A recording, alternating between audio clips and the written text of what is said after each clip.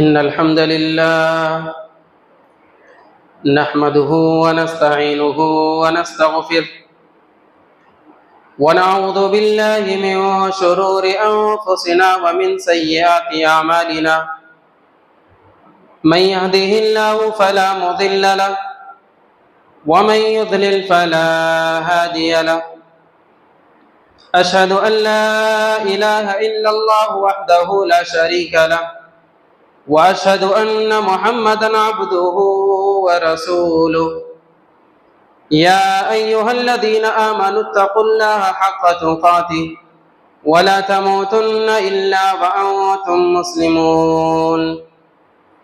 يا أيها الناس اتقوا ربكم الذي خلقكم من نفس واحدة وخلق منها زوجها وبث منهما رجالا كثيرا ونساء واتقوا الله الذي تساءلون به والأرحام إن الله كان عليكم رقيبا. يا أيها الذين آمنوا اتقوا الله وقولوا قولا سديدا يصلح لكم أعمالكم ويغفر لكم ذنوبكم ومن يطع الله ورسوله فقد فاز فوزا عظيما.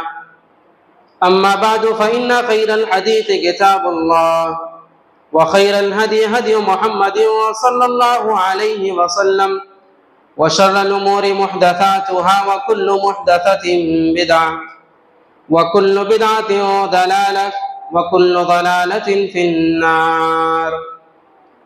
أعوذ بالله من الشيطان الرجيم. بسم الله الرحمن الرحيم. قاف والقرآن المجيد بل عجبوا أن جاءهم منذر منهم فقال الكافرون هذا شيء عجيب أإذا متنا وكنا ترابا وذلك رجع بعيد قد علمنا ما تنقص الأرض منهم وعندنا كتاب حفيظ بل كذبوا بالحق لما جاءهم فهم في أمر مريج أفلم ينظروا إلى السماء فوقهم كيف بنيناها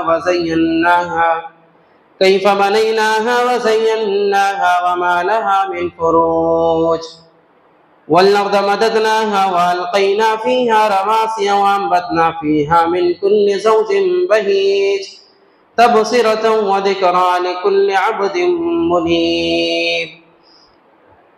وقال الله تبارك وتعالى اليوم أكملت لكم دينكم وأتممت عليكم نعمتي ورضيت لكم الإسلام دينا. وقال النبي صلى الله عليه وسلم من أحدث في أمرنا هذا ما ليس منه فهو رد. हर किस्म की तारीफ़ व तौसीफ़, बड़ाई, किबरियाई, हम्द व सना उस अल्लाह रब्बुल आलमीन की लायक व ज़ेबा जो सारी कायनात का खालिक, मालिक, मुदब्बिर, हाकिम, तने तन्हा पालनहार है, वहदहु ला शरीक है। उसी ने हम इंसानों को अपनी तमाम तर मखलूक़ात में अफजल और अबतर बनाया। हमारी रुश्द व हिदायत के लिए अम्बिया और रसूल का सिलसिला जारी किया। दरूद व सलाम हो तमाम अम्बिया किराम पर, बिलखुसूस नबी आखिरुज़्ज़मा मुहम्मदुर रसूलुल्लाह सल्लल्लाहु अलैहि वसल्लम पर। अज़ीज़ बच्चों, नौजवान साथियों, बुज़ुर्गों, पर्दा नशीन माओं और बहनों, जिस माह से हम गुज़र रहे हैं, ये इस्लामी महीने का 8वां महीना है, माह शाबान।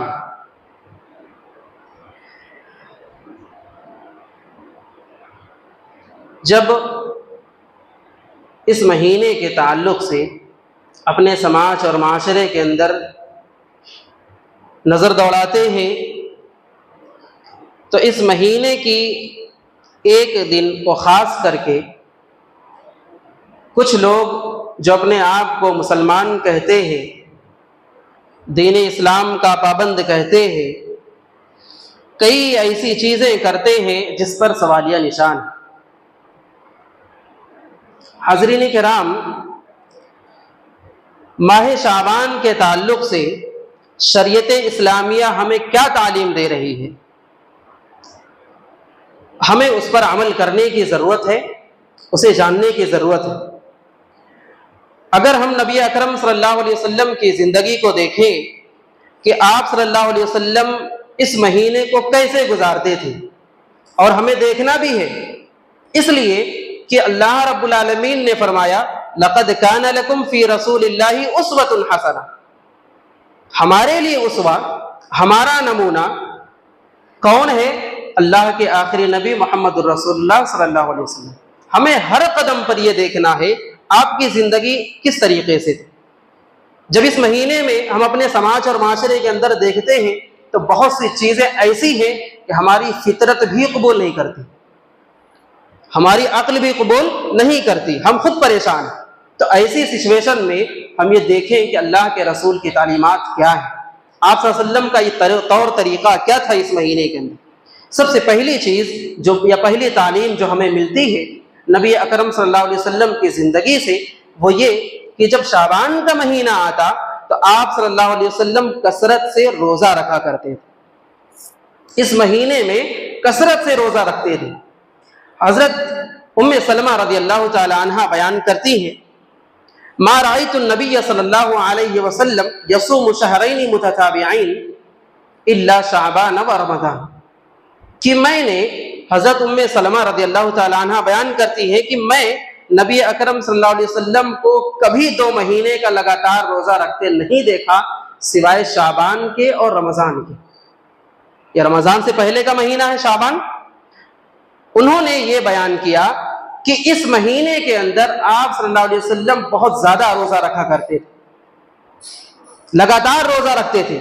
यहाँ तक कि यही राविया हदीस है, हज़रत उम्मे सलमा रज़ियल्लाहु तआला अन्हा बयान करती हैं कि उन्होंने अम्मी आयशा रज़ियल्लाहु तआला अन्हा से पूछा इस रोज़े के ताल्लुक से, इस महीने के ताल्लुक से, कि आप सल्लल्लाहु अलैहि वसल्लम इसमें रोज़ा कैसे रखते हैं।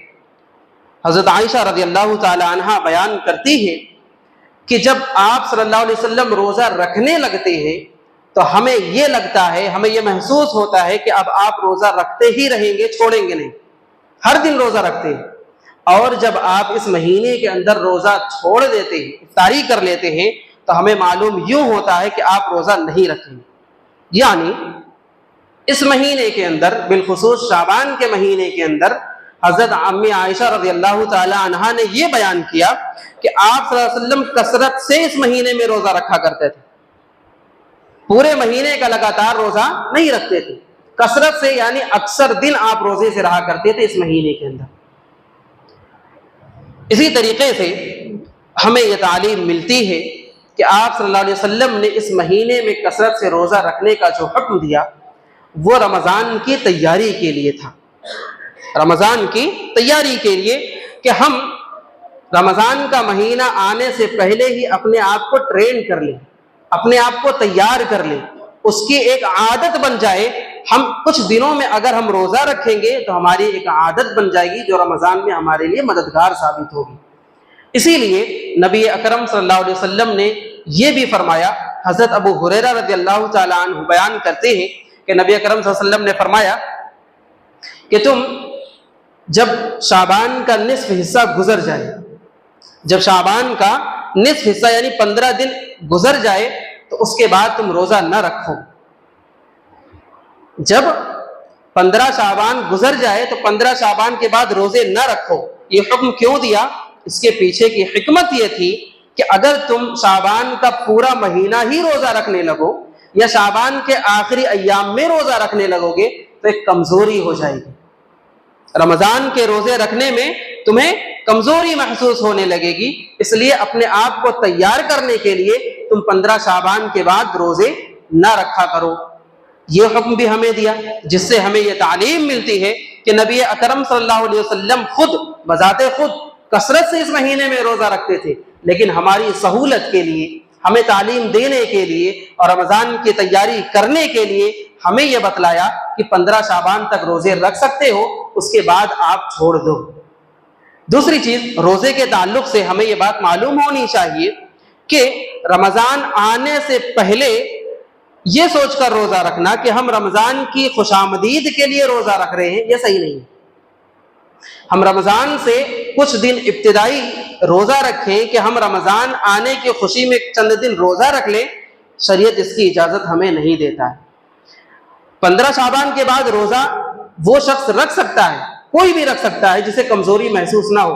या इस तरीके से जो कोई शख्स अपने आम दिनों के अंदर जुमेरात का और पीर का रोजा रखता था, वो शख्स भी रख सकता है, वो शख्स भी उसको रख सकता है।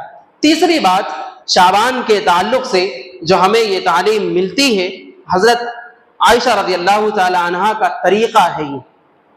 वो क्या करती थी, उनका बयान है कि वो कहती हैं कि शाबान महीने से पहले मुझे फुर्सत नहीं मिलती थी कि रमजान के महीने में जो रोजा मेरा कज़ा हो चुका है, जो रोजा छूट गया है, उसकी अदायगी का मौका मुझे नहीं मिलता था, इसी शाबान के अंदर वो पूरा किया करती थी। तो इससे ये बात मालूम होती है कि जिन लोगों के रोजे पिछले रमजान के छूट चुके थे, कुछ रोजे छूट गए हैं, बिलखुसूस खवातीन के कुछ रोजे उनसे छूट जाते हैं, तो उन्हें चाहिए कि इन पूरे साल के दौरानिया में कभी भी रोजा रख सकती है। रमजान गुजरने के बाद शव्वाल के महीने में, उसके बाद के महीने में, उसके बाद के महीने में, पूरे साल कभी भी रोजा रख सकती हैं। वो अपने उस कर्ज की अदायगी कर सकती हैं।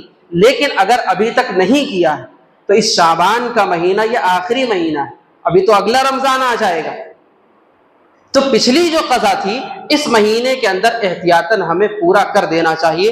अम्मा आयशा रज़ियल्लाहु ताला अन्हा यही बयान करती है कि इस महीने से पहले मुझे फुर्सत नहीं मिलती थी कि मैं उनकी कज़ा कर लूँ।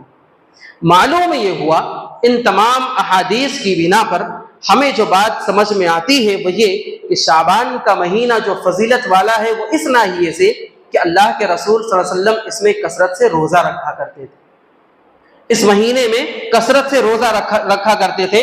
हमें चाहिए कि नबी की सुन्नत को जिंदा करते हुए इस महीने के जो अय्याम हैं उन अय्याम में हम रोज़ा रखा करें। एक दिन छोड़कर रखें, 2 दिन छोड़कर रखें, आज रखें, 2-3 दिन के बाद फिर एक रोज़ा रख लें। इस तरीके से हम इस सुन्नत को जिंदा कर सकते हैं। अब इसके अलावा के जितने भी मामलात या काम हम अपने समाज के अंदर देखते हैं उसका शरीयत से कोई लेना देना नहीं। हम जरा उस तरफ चलें कि हम अपने समाज के अंदर जब देखते हैं तो ये शाबान का महीना जब आता है तो लोग क्या क्या करते हैं। सिर्फ शाबान के महीने की एक दिन को खास कर लिया है, 15वीं शाबान को, सिर्फ एक दिन को खास किया है, और इस एक दिन के अंदर और बिलखुसूस कई काम ऐसे हैं जो उसके बाद ये करते रहते हैं। सबसे पहली चीज 15वीं शाबान के दिन का रोजा रखना। हमारे बहुत से मुस्लिम भाई 15वीं शाबान का रोजा रखते हैं। उसके पीछे उनकी क्या हिकमत है, इसके पीछे वो क्या चाहते हैं, सिर्फ और सिर्फ इसी दिन का रोजा रखना शरीयत किसी भी दिन को खास करके रोजा रखने की इजाजत नहीं देता, इल्ला ये कि उसने हुक्म दिया हो, शरीयत ने हुक्म दिया हो। जैसे रमजान के महीने का रोजा रखना हमारे ऊपर फर्ज किया गया है, इसलिए हम रमजान का पूरा महीना रोजा रखते हैं।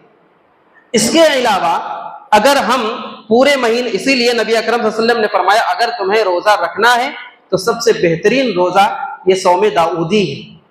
एक दिन रोजा रखो, दूसरे दिन इफ्तार करो, यानी एक दिन छोड़कर दूसरे दिन रोजा रखना ये सबसे बेहतरीन रोजा रखने का तरीका है। तो इस तरीके से जब रमजान का रोजा हमारे ऊपर फर्ज किया गया, इसीलिए हम लगातार पूरा महीना रोजा रखते हैं। तो शरीयत ने अगर हमारे ऊपर इस तरीके के कोई अय्याम रखे हैं, मसलन आप सल्लल्लाहु अलैहि वसल्लम की सुन्नत है जुमेरात को रोजा रखना, पीर को रोजा रखना, ये सुन्नत समझकर हम करते हैं, लेकिन 15वीं शाबान का बिलखुसूस रोजा रखना ये शरीयत में कहीं भी नहीं मिलता। हम सल्फ़े सालिहीन की जिंदगी को देख ले, नबी अकरम सल्लल्लाहु अलैहि वसल्लम की जिंदगी को देख ले, आप सल्लल्लाहु अलैहि वसल्लम ने कभी किसी को हुक्म तक नहीं दिया कि तुम 15वीं शाबान का रोजा रखो। आज हमारा मुस्लिम समाज, आज हमारे बहुत से मुस्लिम भाई बिलखुसूस 15वीं शाबान का एहतमाम करते हैं, और उसके बाद 15वीं शाबान की रात का जो आलम है, अल्लाह की पनाह, कुछ लोग इसे इबादत समझकर, नेकी समझकर, और कुछ लोग जो बिलखुसूस हमारे नौजवान हैं वो समाज और माशरे के लिए सरदर्द है। हमारे बहुत से भाई इस 15वीं शाबान की रात को मखसूस करते हैं, मजलिसें बिठाते हैं, क़ियामुल लैल करते हैं, खूब नमाजें पढ़ते हैं, इस तरीके के आमाल अंजाम देते हैं जिनका ताल्लुक मस्जिदों से है। ये आमाल करना भी शरीयत के अंदर जायज़ नहीं है। ये अमल बिदात है, ये अमल बिदात है, शरीयत ने इसकी इजाज़त नहीं दी है। जो कोई भाई मस्जिद के अंदर आए, 15वीं शाबान को क़ियामुल लैल करे, पूरी रात क़ियाम करे, पूरी रात अल्लाह रब्बुल आलमीन से लौ लगाए रहे, सिर्फ और सिर्फ 15वीं शाबान तक ये अमल महदूद रखे, शरीयत इसकी इजाज़त नहीं देता। ये अमल हमें करना है, आज भी करें, कल भी करें। हमें हमारे सामने एक दलील पेश की जाती है कि अल्लाह रब्बुल आलमीन इस दिन 15वीं शाबान की रात को समाए दुनिया पर आता है और जो कोई भी बंदा अल्लाह रब्बुल आलमीन से दुआएं करता है, अल्लाह रब्बुल आलमीन उसे कबूल करता है। जरा सोचें कि अल्लाह रब्बुल आलमीन हर रात आखिरी पहर में, हर रात आखिरी पहर में समाए दुनिया पर आता है, सदा लगाता है कि कोई है मेरा बंदा जो मुझसे इस्तिग़फ़ार करे, मैं उसकी तौबा को कबूल कर लूं। कोई है मेरा बंदा या बंदी जो मुझसे कुछ मांगे, मैं उसे अता कर दूं। ये किसी एक दिन या एक रात की बात नहीं है। अल्लाह रब्बुल आलमीन हर रात आखिरी पहर में समाए दुनिया पर आता है और यह सदा लगाता है। हमने ये अपनी तरफ से अखज़ कर लिया, अपनी तरफ से ये बात गढ़ ली, अपनी तरफ से इसे दीन समझ लिया कि अल्लाह रब्बुल आलमीन 15वीं शाबान की रात में आएगा और हमारी बख्शिश करेगा। अगर हमारी ये सोच है तो हमारे अकीदे में गड़बड़ी है, हमें अकीदे की इस्लाह की जरूरत है। अल्लाह रब्बुल आलमीन हर रात अपने बंदे के लिए समाए दुनिया पर आता है। हमें चाहिए कि हम हर रात अल्लाह रब्बुल आलमीन की इबादत करें। हमें चाहिए कि हर रात उठकर अल्लाह रब्बुल आलमीन से लौ लगाएं। कि किसी एक रात को खास करना शरीयत इसकी इजाजत नहीं देता। इसी तरीके से इस रात के अंदर महफिलें बिठाई जाती हैं, 15वीं शाबान में महफिलें बिठाई जाती हैं। इसका सबूत कुछ लोग बैठकर मखसूस दुआएं करते हैं, मखसूस विर्द करते हैं, एक आवाज में रहकर मस्जिदों के अंदर तकबीर बुलंद करते हैं। ये सारे आमाल इस्लाम के अंदर जायज नहीं है, ये बिदात है। शरीयत ने जिस चीज को खास किया है वही चीज खास है। हमारे हर उस अमल के लिए जिसको अल्लाह की रजामंदी हासिल होनी चाहिए, हर उस अमल के लिए दलील की जरूरत है। हमें अल्लाह और उसके रसूल की तरफ पलटना है। अगर हम कहते हैं कि क़ियामुल लैल करना सिर्फ 15वीं शाबान को जायज है तो हमें दलील ला कर दीजिए, हमें नबी की सुन्नत दिखलाइए कि आप सल्लल्लाहु अलैहि वसल्लम ने इसी रात इतनी इबादतें की हो। इस दिन 15वीं शाबान को एक नमाज पढ़ी जाती है जिसे हजारी नमाज कहते हैं। इसकी कैफियत ही ऐसी है, इसकी कैफियत ऐसी है कि कोई भी शख्स नमाज के लिए खड़ा हो, 100 रकत पढ़े और उसके अंदर 1000 मरतबा कम से कम सूरतुल इखलास की तिलावत करे, इसे हजारी नमाज करार दिया जाता है। इस तरीके की खुसूसी नमाज शरीयत के अंदर है ही नहीं। नबी ने जो हमें नमाज का तरीका सिखलाया है वही तरीका हर जगह है। आप क़ियामुल लैल करना चाहते हैं, आप 2-2 रकत करके जिस तरीके से हम आम नमाजें पढ़ते हैं इसी तरीके से हम सारी नमाजें पढ़ लें। हमारा क़ियामुल लैल, हमारे नवाफिल, हमारे सुनन, हमारे फ़राइज़ सारे के सारे उसी तरीके पर है जिस तरीके से नबी ने हमें सिखलाया है। हम कोई भी नमाज की इब्तिदा करें, दुआए सना पढ़ें, सूरतुल फातिहा पढ़ें, कोई एक सूरत लगाएं, फिर रुकू में चले जाएं, रुकू की दुआएं पढ़ें। अल्लाह के रसूल सल्लल्लाहु अलैहि वसल्लम ने कोई कैद नहीं लगाई कि आप 1 सूरत पढ़ें, 2 सूरत पढ़ें। इस तरीके की कोई खुसूसी नमाज नहीं है कि 1 मरतबा पढ़ना है, 10 मरतबा पढ़ना है, 20 मरतबा पढ़ना है। आज हमने इसे खुद गढ़ लिया है। ये इबादतें जो लोग करते हैं वो सोचते हैं हम अच्छा अमल कर रहे हैं। जो लोग बिदात में मुब्तला हो जाते हैं उन्हें निकलना बड़ा मुश्किल काम है अपने उस बिदात से। क्यों? इसलिए कि उनके दिलो दिमाग में ये बात घुसी हुई है कि हम अमल जो कर रहे हैं वो ठीक कर रहे हैं, हमें सवाब मिलने वाला, जबकि बात ऐसी नहीं है, जबकि मामला इसके खिलाफ है। इसी तरीके से हम जब इस दिन को देखते हैं अपने समाज और माशरे के हवाले से, तो इस रात में बिलखुसूस एक अकीदा बना हुआ है रूहों के ताल्लुक से हमारे जो आबा व अजदाद मर चुके हैं, हमारे रिश्तेदार जो मर चुके हैं, उनके ताल्लुक से हमारे समाज में यह अकीदा बैठा हुआ है, उनके जहन में ये बात बैठी हुई है कि 15वीं शाबान की रात में ये रूहें आती हैं, अपने घरों में आती हैं। किस लिए आती हैं? जो लोग ये काम करते हैं उनका कहना है कि, और वो लोग इस पर अमल करते हैं कि खूब उनके मनपसंद का खाना बनाते हैं, अपने घरों में रखते हैं ताकि वो रूहें आए तो वो खाना खा सके, उनके मनपसंदीदा चीजों को बनाया जाता है। इसी हवाले से वो अपने घरों को रोशन करते हैं, कुमकुमे लगाते हैं, बत्तियां जलाते हैं, चरागा करते हैं, साफ सफाई करते हैं, अपने घरों को महकाते हैं, खुशबू लगाते हैं। इस तरीके की वो सारे अमल क्यों करते हैं? ये रूहें हमारे घरों में आने वाली, ये अकीदा बना हुआ है। या इसी तरीके से कुछ लोग इस रात को बिलखुसूस कब्रों की जियारत के लिए जाते हैं और वहां पर भी उनका अकीदा ये है कि ये रूहें वापस आती हैं और उनके लिए वो खाने पेश करते हैं। वहां कब्रों पर जाकर न जाने कितनी ऐसी चीजें करते हैं जो नाजेबा हैं। हम अपने समाज और माशरे के अंदर जब देखते हैं तो इस रात के अंदर बिलखुसूस मर्द और जन का इख्तिलात होता है। जो लोग आज ये आवाज उठाते हैं कि खवातीन को मस्जिदों में जाने पर पाबंदी आयद होनी चाहिए, हमारे समाज और माशरे के अंदर जो लोग मस्जिदों के अंदर औरतों का आना फितना करार देते हैं, जो हमारी औरतों को मस्जिदों में आना फितना करार देते हैं, जबकि हमारी खवातीन इन मस्जिदों के आकर दीन इस्लाम की तालीम को सीखती हैं, वो फितना करार देते हैं। इन्हीं की खवातीन इस रात के अंदर आप देखेंगे इन सड़कों पर दौड़ते हुए नजर आती हैं, इन मर्दों के साथ घूमते हुए नजर आती हैं। इन्हीं खवातीन को आप देखेंगे जिन्हें मस्जिदों की दहलीज पार करने की इजाजत नहीं होती, ये गैर मर्दों के साथ इख्तिलात में बाजारों में सड़कों पर नजर आती है।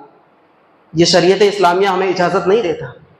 तुम अपनी खवातीन को मस्जिदों में लाने से रोकते हो और इन औरतों को तुम अपने इन गैर महरम और मर्दों के साथ इख्तिलात के साथ कब्रिस्तान भेजते हो। ये हम अपनी आंखों से ये नजारा देखते हैं, हर साल देखते हैं कि इस रात के अंदर लोगों ने इस तरीके, शैतान ने हमारे दिलो दिमाग के अंदर ये बात बिठा रखी है और हमें दीन इस्लाम से इतना दूर करने की कोशिश कर रहा है और वो कामयाब हो रहा है। आज कब्रों की जियारत के लिए ये रात खास की गई। नबी अकरम सल्लल्लाहु अलैहि वसल्लम ने फरमाया कि तुम कब्रों की जियारत किया करो क्योंकि ये मौत की याद दिलाती है। कब्रों की जियारत का हुक्म दिया गया, खवातीन के लिए भी है, मर्दों के लिए भी है। हर दिन जा सकते हैं मर्द, हर दिन कब्रिस्तान जा सकते हैं, कोई उनके लिए पाबंदी नहीं। औरतों को बिलखुसूस हर दिन जाने से मना किया गया, इसलिए कि ये कमजोर दिल की होती है। अगर ये जाना चाहे तो ये भी जा सकती है, इनके लिए भी इजाजत है, लेकिन इस तरीके से किसी दिन को खास कर लेना, आज हमारे समाज और माशरे के अंदर देखें, लोग साल में एक बार कब्रिस्तान जाते हैं, ईद की नमाज पढ़ ली, कब्रिस्तान चलते हैं। ये हमारा फैशन बना हुआ है, दीन नहीं है ये कब्रों की जियारत करना इस तरीके से हमने फैशन बना लिया। जुमा का दिन है, आज कब्रिस्तान चलते हैं। ये कोई घूमने फिरने की जगह नहीं है, सैर व तफरीह की जगह नहीं है। हम कब्रिस्तान जाएं तो हमें इस बात का एहसास होना चाहिए कि इस कब्र के अंदर जो कोई भी शख्स है दुनिया से लाताल्लुक हो चुका है, कल हमको भी यहीं आना है। इस बात का एहसास अगर हमारे दिलों के अंदर ना हो, हमें कब्रिस्तान जाने में कोई सवाब हासिल नहीं हो। हम कब्रिस्तान जाएं तो हमारे दिलो दिमाग में ये बात होनी चाहिए कि हमारा अंजाम यही होने वाला है। जिस तरीके से ये शख्स कब्र के अंदर लेटा हुआ है, दुनिया से इसका कोई ताल्लुक नहीं। दुनिया के अंदर गर्चे कितना बड़ा अमीर था, दुनिया के अंदर गर्चे कितने ही जायदाद इसकी थी, आज इसके कुछ काम आने वाले नहीं। जो अमाल इसने किए थे, आज उसी के बकदर इसको हिसाब व किताब देना है। हमारे दिलों के अंदर यह एहसास होना चाहिए। जब हम कब्रिस्तान में जाएं तो उन मुर्दों के लिए दुआएं करें, उन मुसलमान मुआहिद परस्त मुर्दों के लिए दुआएं करें, अपने आबा और अजदाद के लिए इस्तग़फ़ार की दुआएं करें कि अल्लाह रब्बुल आलमीन उन लोगों को बख्श दे, उनके गुनाहों को बख्श दे। हम ये दुआएं करें। आज जब हम देखते हैं अपने समाज और माशरे के अंदर तो कब्रों की ज़ियारत एक खिलवाड़ बनी हुई। हम देखें, अगर आज कोई जनाजा, किसी जनाजे में शिरकत हो, लोग वहां फोटो खींचते हैं, वीडियोग्राफी करते हैं, हमारे रोंगटे खड़े नहीं होते।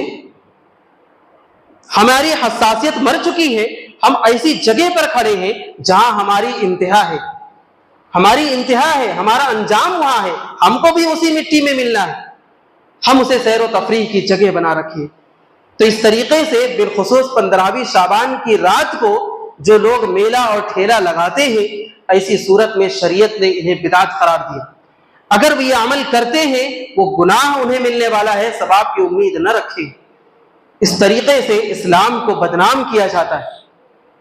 इसी तरीके से जब हम अपने समाज और माशरे को देखते हैं तो इसी 15वीं शाबान के ताल्लुक से अपने नौजवानों को इस रात में इन सड़कों पर दौड़ते हुए, गाड़ियों को दौड़ाते हुए देखते हैं। अल्लाह रब्बुल आलमीन ने हमें रात जैसी अजीम नेमत अता की। अल्लाह रब्बुल आलमीन ने फरमाया वजअलना लैला लिबासा, हमने रात को लिबास करार बनाया है तुम्हारे लिए, रातों को सुकून का जरिया बनाया है। आज का हमारा नौजवान दीन इस्लाम से दूर तो है ही, मस्जिदों से दूर तो है ही, लेकिन आज हमारे समाज और माशरे के लिए सरदर्द बना हुआ है। ये अपनी गाड़ियों को लेकर इस फर्राडे के साथ रोड पर निकलते हैं कि अगर आप देख ले तो इन्हें जर्रा बराबर का एहसास नहीं होता कि हमारी ये जान, हमारी ये रूह, हमारी ये सांस जो चल रही है अल्लाह रब्बुल आलमीन के एक इशारे में झटके से निकल सकती है। अल्लाह रब्बुल आलमीन ने हमें छूट दे रखी है, अल्लाह रब्बुल आलमीन ने हमें अभी इस जमीन पर कायम और दायम रखा है, हमें मोहलत दे रखी है, हमें होशियार रहने की जरूरत है, अल्लाह रब्बुल आलमीन की तरफ पलटने की जरूरत है। ये जो तुम रातों रात अपने आप को शैतान के हवाले कर रहे हो, अल्लाह रब्बुल आलमीन को कल इस जवानी के सिलसिले में क्या जवाब दोगे जब अल्लाह रब्बुल आलमीन हमारी इस जवानी के ताल्लुक से पूछेगा। अल्लाह रब्बुल आलमीन आज का नौजवान क्या कहता है, अरे अभी क्या उम्र है इबादत करने की, अभी क्या उम्र है इबादत करने की। सबसे पहली बात तो हमें यह मालूम होनी चाहिए कि उम्र की कोई हद नहीं है। हमारी कोई, आज अभी हम इस वक्त बैठे हैं, अभी अगले पल हमारा क्या अंजाम है हम नहीं जानते, हमारी अगली सांस आनी है हम नहीं जानते। आज का नौजवान कहता है अरे जब बूढ़े हो जाएंगे तब मस्जिदों का दामन पकड़ लेंगे। अल्लाह रब्बुल आलमीन को हमारी जवानी की इबादत पसंद है। क्या हम उस वक्त नमाज पढ़ने के लिए आएंगे जब हमारे हड्डियों के, हमारी कमर की हड्डियों में ताकत ना हो कि हम रुकू कर सके, हमारे कदम जवाब दे चुके हों कि हम जमीन पर खड़े होकर अल्लाह रब्बुल आलमीन की इबादत कर सके। अल्लाह रब्बुल आलमीन को इबादत पसंद है तो जवानी की इबादत पसंद है जिसके अंदर हर अरकान की मुकम्मल तरीके से पाबंदी होती है। आज हम देखते हैं मसाजिद के अंदर कुर्सियां हैं, लोग बैठकर नमाज पढ़ते हैं, शरीयत ने इजाजत दी है, लेकिन इनकी नमाजों में खलल है, नमाजों में खलल है। क़याम करना यह शर्त है, अरकान है नमाज की। अगर कोई शख्स इस्तिताअत रखते हुए क़याम न करता हो उसकी नमाज काबिल कबूल नहीं। तो जब हमारी नमाजों के अंदर खलल आ जाए हम उस वक्त का इंतजार करते हैं कि अल्लाह रब्बुल आलमीन जब हमें बूढ़ा कर देगा, कमजोर कर देगा तब मस्जिद में आ जाएंगे। अपनी जवानी की अहमियत को समझो, अपनी जवानी की इबादत के जरिए से अल्लाह रब्बुल आलमीन को राजी करो। हमारा ये मकसद होना चाहिए, न कि इन सड़कों पर दौड़ते हुए उन दूसरे गैर मुस्लिम लोगों को तकलीफ पहुंचाना। हमें भी तकलीफ होती। हम जब देखते हैं कि हमारा नौजवान इस तरीके से गैर मुस्लिम की तरह, जिसका कोई दीन धर्म नहीं होता, जिस तरीके से जिसकी कोई तहजीब नहीं होती, ये शरीयत इस्लामिया ने हमें मुकम्मल दीन दिया, हमें मुकम्मल दीन दिया। हमारी सुबह से लेकर शाम तक का एक शेड्यूल बनाकर दिया है। हर नमाज की पाबंदी लगा दी है, हमारे औकात की पाबंदी लगा दी है कि हमारे औकात किस तरीके से तकसीम होंगे। सुबह फज्र से लेकर रात के इशा के वक्त अल्लाह रब्बुल आलमीन ने हमें ऐसा निज़ाम हयात दिया है, आज पूरी दुनिया मिलकर भी ये निज़ाम हयात नहीं दे सकती। अगर हम चाहें तो इन नमाज के औकात के ताल्लुक से अपने पूरे दिन के शेड्यूल को हम सेट कर सकते हैं। नबी अकरम सल्लल्लाहु अलैहि वसल्लम ने फरमाया इशा की नमाज के बाद बेजा गुफ्तगू करना शरीयत इजाजत नहीं देता। नबी अकरम सल्लल्लाहु अलैहि वसल्लम ने मना फरमाया कि इशा की नमाज के बाद बेजा गुफ्तगू करो। इशा की नमाज हमारी कब होती है? 8 से 9 बजे के बीच में। नमाज पढ़ने के बाद हमारा काम यह होना चाहिए कि हम अपने बिस्तरों पर जाएं। आज का नौजवान अपने घरों के अंदर भी 12-12, 1-1 बजे तक जागता है। क्या कर रहा है? क्या उसे इस बात का एहसास नहीं है? क्या वो नबी की इस सुन्नत की खिलाफ वर्जी नहीं कर रहा है? आज हम इन तमाम बातों पर, इन तमाम मुहर्रमात पर अमल करते हैं, अपने आप को मुसलमान कहते हैं। ये बिदात तो ठीक है, हमारे समाज और माशरे से दूर होनी चाहिए, लेकिन हम अपने गिरेबान में भी झांक कर देखें, हम दीन पर कितना अमल करते हैं।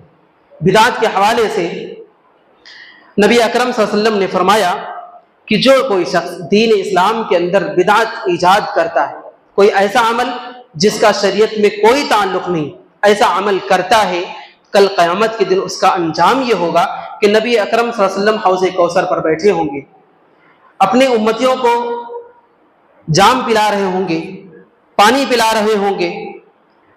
कुछ लोग ऐसे आएंगे जिनके आज़ाए वज़ू चमक रहे होंगे, आप वसल्लम दूर से पहचान लेंगे कि हमारी उम्मती है, लेकिन फरिश्ते उन्हें रोक देंगे, आगे जाने से रोक देंगे। नबी अकरम सल्लल्लाहु अलैहि वसल्लम कहेंगे, अरे आने दीजिए, ये तो मेरे उम्मती हैं, मैं इन्हें जामे कौसर पिलाना चाहता हूं। वो फरिश्ते कहेंगे, आपको नहीं मालूम, आप नहीं जानते हैं कि आपके इस दुनिया से चले जाने के बाद दीन इस्लाम के साथ इन लोगों ने कैसी खिलवाड़ की है, दीन इस्लाम के अंदर इन लोगों ने कितनी ऐसी बातों को ईजाद कर लिया जिसकी तालीम आपने नहीं दी थी। नबी अकरम सल्लल्लाहु अलैहि वसल्लम कहेंगे, सुहकन सुहकन लिमन गय्यर बाती, दूरी हो ऐसे लोगों के लिए, दूर कर दो मेरी नजरों से ऐसे लोगों को जिन्होंने हमारे दीन के अंदर तब्दीलियां की। जरा सोचे, आज जिसे हम दीन इस्लाम समझकर अमल करते हैं, दीन इस्लाम समझकर हम नमाज पढ़ते हैं, दीन इस्लाम समझकर हम क़ियामुल लैल कर रहे हैं, दीन इस्लाम समझकर हम 15वीं शाबान के अंदर न जाने कैसे कैसे काम कर रहे हैं जिसका इस्लाम से कोई ताल्लुक नहीं। अगर हमारा यही अमल रहा, कल अल्लाह के रसूल सल्लल्लाहु अलैहि वसल्लम हमें हौज़े कौसर से पानी नहीं पिलाने वाले, कल नबी अकरम सल्लल्लाहु अलैहि वसल्लम हमें दूर से ही भगा देंगे। कौन होगा उस वक्त जो हमारी तरफदारी करेगा? हम अपने नबी जिसके हम उम्मती होने का दावा करते हैं वो हमारे काम आने वाला नहीं है, कल कौन काम आए? आज दीन इस्लाम के अंदर हमने ऐसी ऐसी बिदात को ईजाद कर ली है। जरूरत इस बात की है कि नबी अकरम सल्लल्लाहु अलैहि वसल्लम की जो तालीमात है उसके मुताबिक हम अमल करें, और उसके अलावा जो बिदात और खुराफात हैं अपने अंदर से, अपने समाज और माशरे के अंदर से दूर करने की कोशिश करें। अल्लाह रब्बुल आलमीन से दुआ करें, इलाहुल आलमीन तो हमें दीन इस्लाम की सही समझ अता कर। इलाहुल आलमीन जब तक हम दुनिया के अंदर जिंदा रहे, दीन इस्लाम पर कायम व दायम रहे, शरीयत इस्लामी के मुताबिक हम जिंदगी गुजारें। इलाहुल आलमीन हमारे जो भाई किसी भी मर्ज में मुब्तला हैं, इलाहुल आलमीन तो उन्हें शिफाए कुल्ली अता फरमा। इलाहुल आलमीन हमारे जो भाई मर चुके हैं, वफात पा चुके हैं, इलाहुल आलमीन तेरे मुवहिद बंदे थे, उन्हें तौहीद की बदौलत जन्नतुल फिरदौस में जगह दे, उन्हें कब्र के अजाब से महफूज रख। इलाहुल आलमीन हमारे जो भाई बेअमनी के शिकार हैं उन्हें अमन व अमान की ज़िंदगी नसीब कर। इलाहुल आलमीन हम तमाम मुसलमान जहाँ कहीं भी रहते हों, हमें अमन व अमान के साथ दीन इस्लाम पर अमल करने की तौफीक अता फरमा। इलाहुल आलमीन हमें गुनाहों से महफूज रख, ढेर सारी नेकियां करने की तौफीक दे और उन नेकियों को तो कबूलियत बख्श। इलाहुल आलमीन जब तक हम दुनिया में जिंदा रहे ईमान पर, हमारा खात्मा हो तो ईमान पर हो, आमीन। व आखिरु दावाना अनिल हम्दुलिल्लाहि रब्बिल आलमीन। इन्नल हम्दुलिल्लाहि नहमदुहु व नस्तईनुहु व नस्तगफिरुहु व नऊज़ु बिल्लाहि मिन शुरूरि अनफुसिना व मिन सय्यिआति अमालिना मन यहदिहिल्लाहु फला मुदिल्ल लहु व मन युद्लिल फला हादिय लहु। अशहदु अन ला इलाहा इल्लल्लाह वहदहु ला शरीका लहु व अशहदु अन्न मुहम्मदन अब्दुहु व रसूलुहु अम्मा बाद। अऊज़ु बिल्लाहि मिनश शैतानिर रजीम। बिस्मिल्लाहिर रहमानिर रहीम। इन्नल्लाहा व मलाइकतहु युसल्लूना अलन नबी या अय्युहल्लज़ीना आमनू सल्लू अलैहि व सल्लिमू तस्लीमा। अल्लाहुम्मा सल्लि अला मुहम्मद व अला आलि मुहम्मद कमा सल्लैता अला इब्राहीम व अला आलि इब्राहीम इन्नका हमीदुम मजीद। अल्लाहुम्मा बारिक अला मुहम्मद व अला आलि मुहम्मद कमा बारकता अला इब्राहीम व अला आलि इब्राहीम इन्नका हमीदुम मजीद। इबादल्लाह रहिमनी व रहिमकुमुल्लाह। इन्नल्लाह यअमुरु बिल अदलि वल इहसानि व ईताइ ज़िल कुर्बा व यनहा अनिल फ़हशाइ वल मुनकरि वल बग़य यईदुकुम लअल्लकुम तज़क्करून। उज़्कुरुल्लाह यज़कुरुकुम वअदूहु यस्तजिब लकुम व लज़िक्रुल्लाहि अकबर वल्लाहु यअलमु मा तस्नऊन।